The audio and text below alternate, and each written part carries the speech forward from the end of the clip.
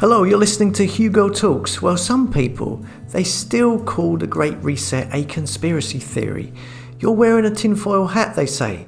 Justin Trudeau, Canada's Prime Minister, flat out denied it. Well, here's the Washington Times with an article out today all about this so-called fantasy. It says here, Great Reset is corporate communism and it's coming to the USA. It says, within the context of dealing with the pandemic, there have been a couple of interesting phrases that have been bandied about the media, namely the Great Reset and Build Back Better. They're not meaningless. They are political roadmaps. Build Back Better is a World Economic Forum plan to reinvent capitalism so that companies are more focused on the greater good, not profits, according to World Economic Forum's own statements. How to accomplish that?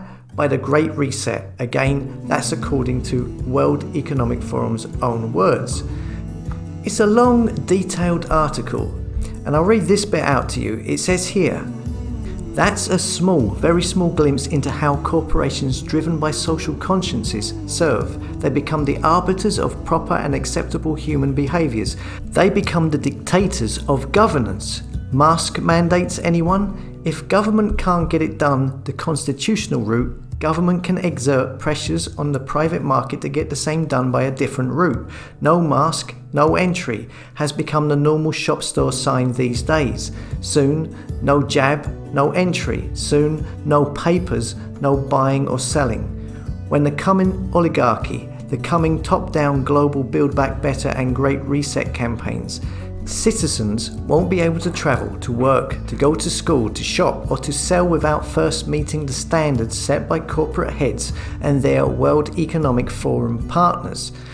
Now this is what is written down in the Washington Times article. Now, I've seen people claim and say this Great Reset is rubbish, and one of the reasons that they give is that the World Economic Forum don't have the authority to tell countries what to do, but the World Economic Forum have signed a strategic partnership deal with the United Nations in 2019, and the United Nations can tell countries what to do.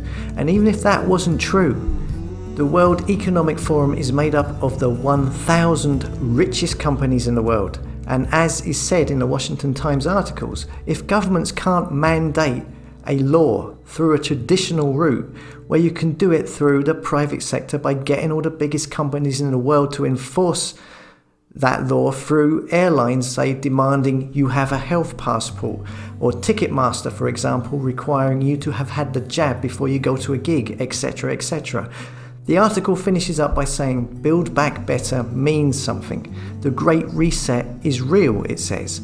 And Americans must fight the communism these soft-sounding phrases are actually selling.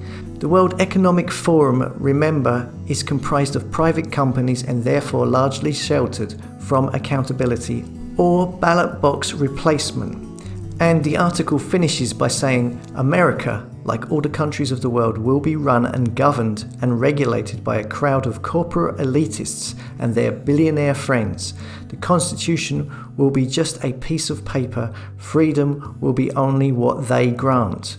So this is interesting, seeing a mainstream newspaper in the USA covering this, pretty much covering a lot of what I've said on here and others have said in the past. But the Washington is a pretty big paper, right? Well, it's got 500,000 followers on Twitter, so it can't be that small. So it should bring some more attention to it. As always, thanks for listening. Don't forget to like, comment and subscribe, and come and subscribe to my website, hugotalks.com, so you can keep up to date with my daily videos in case YouTube pulled a plug on this channel and it disappears in the future.